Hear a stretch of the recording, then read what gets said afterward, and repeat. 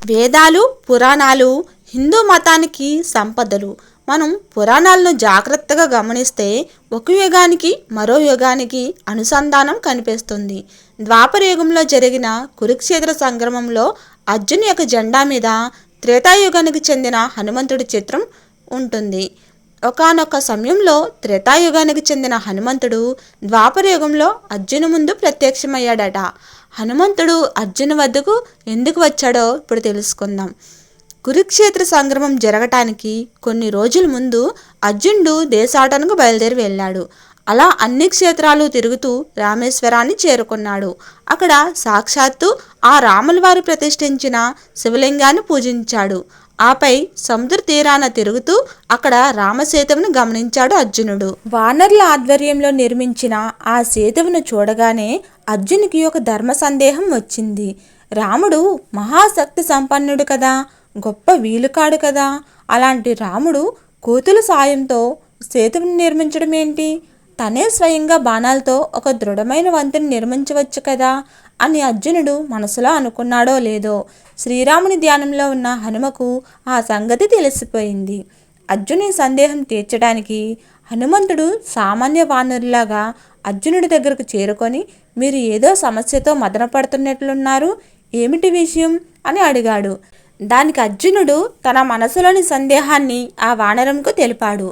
అర్జునుడి సందేహాన్ని విన్న హనుమ, రాముల వారు బాణాలతో సేతును నిర్మించలేక కాదు, కానీ కొన్ని కోట్ల మంది వానరులు ఆ వంతెన మీదుగా ప్రయాణించాలంటే రాళ్లతో నిర్మించే సేతువే సురక్షితమని తలచి రాముడు వానరులతో వంతెనని నిర్మింపచేశారు అని అర్జున సందేహాన్ని తీర్చాడు హనుమంతుడు. హనుమంతుడు చెప్పిన సమాధానంతో అర్జునుడు ఏకీభవించలేదు. పైగా రాముల వారు బాణాలతోనే వారధిని నిర్మించి ఉండాల్సిందంటూ వాదనకు దిగాడు. క్రమేపీ మాటా పెరిగింది. ధర్మ సందేహం కాస్త గొడవకు దారితీసింది.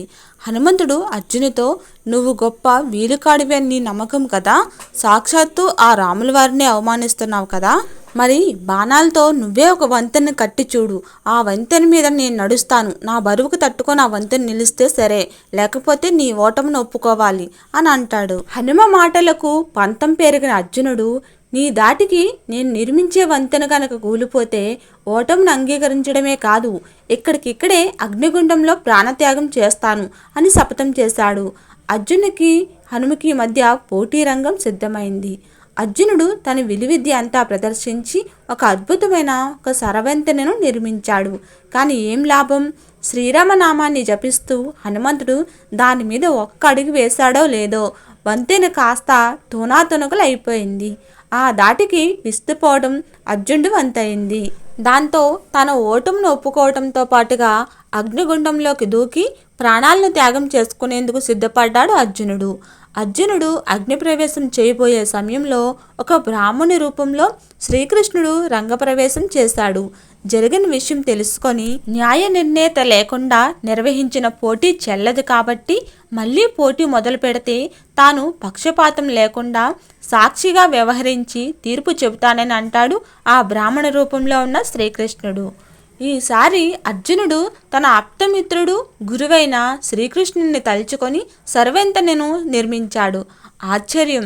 శ్రీకృష్ణుడి లీలా విలాసంతో ఈసారి వారధి హనుమంతుని బరువును తట్టుకొని నిలబడింది.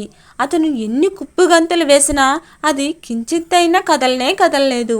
అది చూసి హనుమంతునికి అర్జునుడికి కూడా ఏదో అద్భుతం జరిగిందన్న విషయం అర్థమైంది. ఆ సమయంలో హనుమకు అర్జునుకి తమ ముందున్న బ్రాహ్మణుడు సామాన్యుడు కాదని, సాక్షాత్తు ఆ శ్రీకృష్ణ పరమాత్ముడని అర్థమైంది. ఎప్పుడైతే వారిలో తామే గొప్ప అన్న అహంకారం పోయి జ్ఞానోదయం కలిగిందో అప్పుడు పరమాత్మ వారి ముందు సాక్షాత్కరించాడు. తాను శ్రీరామ అవతారంలో ఉన్నప్పుడు తనను సేవించిన హనుమను కృష్ణుని అవతారంలో తోడుగా నిలిచిన అర్జునుడిని స్నేహబంధంతో కలిపాడు. జై శ్రీకృష్ణ.